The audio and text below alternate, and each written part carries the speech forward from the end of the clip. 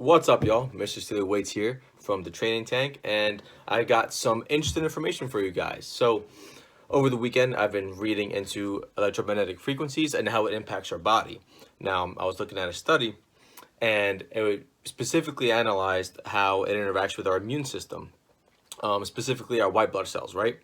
So, the study looked at the interaction between a certain frequency of hertz. It was about 2400 hertz, megahertz, and how it interacted on our white blood cells. Specifically, they call them the cytolytic T lymphocytes, which these are the cells that kill the cancer cells and any infected somatic cells. And a somatic cell is just any cell within the body. That doesn't have to do with the reproductive system, the sperm and the ovum, and stuff like that. So they looked at the cell exposure, right, the 2400 megahertz as a frequency that they studied over the 24-hour time frame, and they found that the cell proliferation, which means the cell cycle, right, the cell proliferation of these white blood cells was significantly reduced, significantly decreased, which means the white blood cell, right, this cytolytic T lymphocyte, they call it, the white blood cell that's supposed to send a signal to kill the cancer cells and to kill the infected somatic cells within our body, decreased after the exposure. So very interesting stuff. It means that the cells that are supposed to be helping us out and help fighting off all the infection and diseases in our body are being impacted by this electromagnetic frequency, the radio frequency of 2400 megahertz specifically. So what the hell does that mean to you? If you're watching this, you're like, all right, 2400 megahertz, all right, my white blood cells, like, all right, I understand that impact, but like, how does it relate to my body?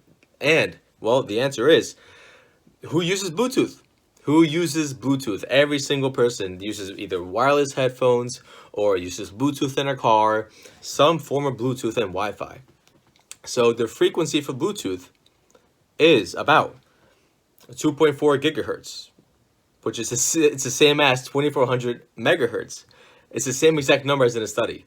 So we're being constantly exposed to the same type of frequency that was found in a study that impacted our white blood cells.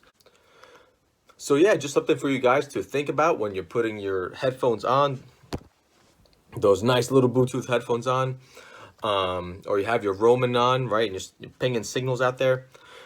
So this is one of the things that I'm just barely scratching the surface on right now. I'm leaning more, based on the studies I've read so far, I'm leaning towards the fact that there is a significant impact on our bodies, this exposure, especially over a long duration of time.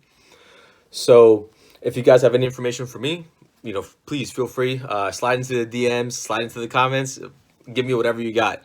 And I will post the name of this study within the bio below.